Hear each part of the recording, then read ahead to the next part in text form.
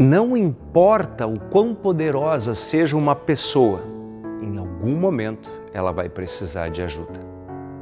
Todos nós precisamos. Havia ou ainda há um programa que é repetido nas emissoras de TV, um programa de comédia, em que no decorrer das falas um personagem cantava uma forma de pergunta dizendo: "E agora? Quem poderá nos ajudar?" E nesse programa, que acho que muitos de vocês conhecem, aparecia então um personagem ao lado, vestido de vermelho, que dizia assim: "Eu, Chapolin Colorado." Acho que muitos conhecem, né? Quem poderá nos ajudar? Eu, Chapolin. Ora, na vida da gente, nem sempre fazemos essa pergunta numa comédia. Pelo contrário, muitas vezes passamos por momentos dramáticos e a pergunta é feita em forma de drama. E agora? Quem pode me ajudar diante dessa situação? E talvez você já tenha feito ou esteja fazendo essa pergunta diante de alguma situação. E agora?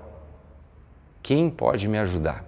E eu quero trazer para você, para mim, para nós, o Salmo 121, porque ele também traz esta pergunta. O Salmo 121, texto bíblico, diz assim: "Eleva os meus olhos para os montes. De onde me virá o socorro?" Percebam que a forma é colocada em pergunta. De onde me virá o socorro? E a resposta é: o meu socorro vem do Senhor, que fez o céu e a terra. Ela nos traz esta resposta de que o socorro e a ajuda vêm de Deus.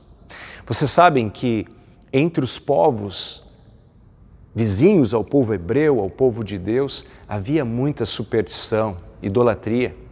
E os montes, que eram uma figura, uma imagem poderosa da criação, se transformavam supersticiosamente num ponto de falsos deuses. Então as pessoas, buscando ajuda, buscando solução, diziam que aquele monte era um monte do Deus tal, aquele outro era do Deus tal, aquele outro de um outro Deus. Na Bíblia fala-se, por exemplo, do Monte Carmelo, o monte do Deus Baal, e assim as divindades eram identificadas como montes. E aí essa canção trazia como que algo didático. Elevo os meus olhos para os montes. De onde me virá o socorro? Será que vem daquele monte, daquele outro monte? De onde me vem?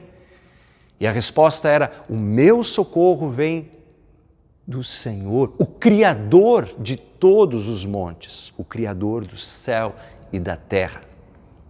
Mais uma vez, uma identidade, um ponto e um foco de resposta. Não para criaturas, mas para o Criador de todas as coisas. É interessante como, ao longo do tempo, o ser humano sempre se perde de novo nesta situação. Inclusive o povo de Israel, o povo hebreu. Eu quero trazer uma história agora que está em Números 21, você pode ler com mais calma em sua Bíblia. Números 21 justamente conta o momento em que o povo de Israel, na sua caminhada, o povo de Israel que fora tirado da terra do Egito por mão de Deus, através das 10 pragas sobre o Egito, ele passa a ir para a terra prometida e no meio da caminhada perde a paciência. Fica enjoado da comida que Deus dava, fica reclamando, inclusive dizendo assim: por que Deus nos tirou do Egito? Era melhor viver lá como escravos. Deus se entristece com as reclamações do povo, assim como se entristece com as nossas reclamações diárias. E Deus permite que cobras, identificadas como serpentes abrasadoras, invadisse o acampamento do povo de Israel e trouxesse mordidas, veneno e morte para muitos do povo de Israel. E em meio ao caos de problema, dramaticamente, o povo clama: Senhor, nos ajude. O povo lembra que o socorro vem do Senhor e clama a Deus. E Deus misericordiosamente, porque a misericórdia de Deus dura para sempre, misericordiosamente atende o povo. E atende de um jeito muito curioso. Ele pede que Moisés erga uma serpente de bronze numa estaca E ele promete dizendo assim: todo aquele que olhar para a estaca será curado. E assim acontecia.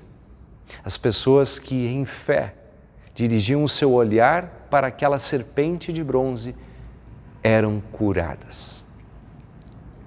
Gente, se o povo se perde nas superstições, crendo naquele monte, naquele outro, naquela estátua, em outra circunstância qualquer, sempre de novo o povo de Israel se perdeu. Só para vocês terem uma ideia, abrindo um parênteses, vocês sabem que com o passar dos anos, o povo de Israel passou muito tempo, né? Moisés, Josué, os juízes, depois na época dos reis, conta que essa estátua ficou ali no meio do povo. E o povo começou, pasmem todos nós, a adorar a estátua. Eles achavam que era da serpente de bronze que vinha a ajuda e não do Deus que pediu para que a serpente fosse edificada.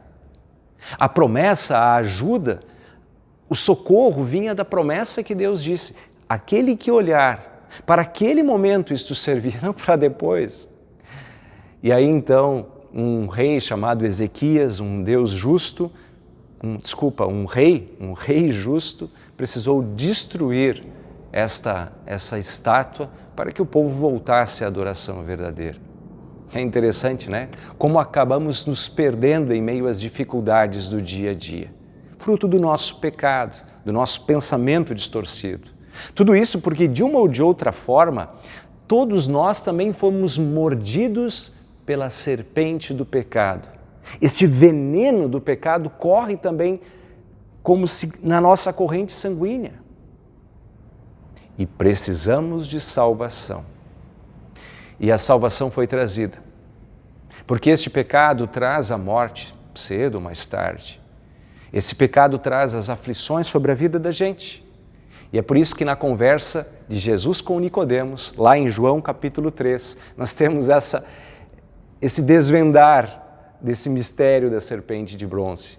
Jesus, o Salvador, diz para Nicodemos que assim como Moisés ergueu uma serpente numa estaca, uma serpente de bronze numa estaca, assim também, disse Jesus, eu, o Filho do Homem, terei de ser erguido numa estaca. Vejam, ele estava antecipando a sua morte na cruz do Calvário. E aí ele diz, para que todo aquele que no Filho do Homem, na obra de Jesus, crer, não pereça, mas tenha a vida eterna. Percebem, meus irmãos? Jesus traz o socorro para o maior dos problemas que nós podemos ter, o pecado e a morte. De uma maneira magnífica, Ele entrega a sua vida por nós, Ele ressuscita, Ele vence a morte. E assim como aqueles que olhavam para a serpente e eram curados, nós nos dirigimos a Jesus e somos salvos, porque não há no mundo inteiro outro que possa nos dar a salvação senão Cristo.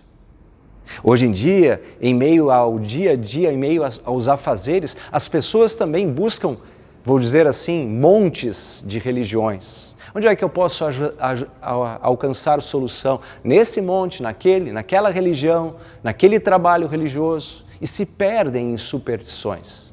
Se esquecem de colocar sua fé em Jesus. O meu convite hoje, a minha lembrança hoje, é que o nosso socorro vem do Senhor que fez o céu e a terra. E é um convite para que você creia, deposite ali sua fé, dirija os seus olhos da fé, a sua vida, para Jesus, o Salvador.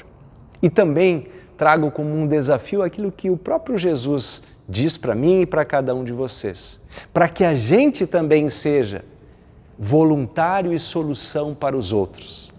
Como um chapolim.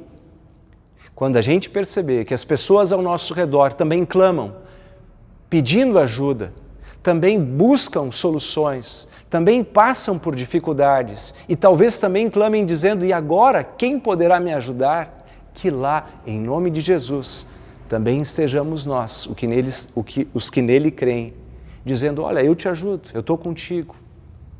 O amor que Deus nos concedeu, também nós entregamos uns aos outros. Assim como o Pai nos amou, nós também amamos. Assim como o Pai enviou Jesus, Jesus também nos envia a ser um socorro, a ser uma solução. Porque a solução que o Senhor Jesus nos promete não é apenas no sentido da eternidade, mas também para este dia a dia, socorro bem presente nas tribulações. Que vivamos esta vida de fé, esta vida de amor, trazendo sempre na mente, no coração, essa resposta: o nosso socorro vem do Senhor que fez o céu e a terra. Que Deus te abençoe, te guarde e te encaminhe, sendo solução para as pessoas ao redor e vivendo a tua vida sob este fundamento firme, o amor de nosso Deus revelado em Jesus. Em nome dele, amém.